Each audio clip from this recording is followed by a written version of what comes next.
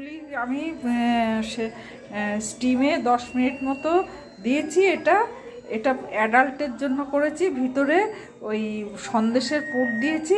আর চাল বাটাটা আমি একটুখানি কড়াইতে গরমে নেড়ে তারপরে আরও একটু চালের গুঁড়ো মিশিয়ে তারপরে ডোটা তৈরি করেছি। তারপরে সন্দেশের পুর ভরে স্টিমে 10 মিনিট মতো স্টিম দিয়েছি। আর ওপরে এই ঝোলা গুড় ছড়িয়ে দিয়েছি।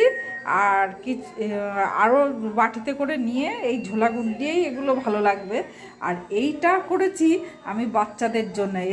এটাও একই নিয়মে ওখানে সন্দেশের পুর দিয়ে তার মধ্যে ভিতরে 1 পিস করে আমি চিজ দিয়েছি। আর ওপরে ওই ক্যাডবেরি কম্পাউন্ড যেটা গলিয়ে মাখিয়ে দিয়েছি। এটা করেছি মেনলি বাচ্চাদের জন্যে। এটা বাচ্চা, এটা বড়দের জন্য, 2 রকমের আমি করেছি।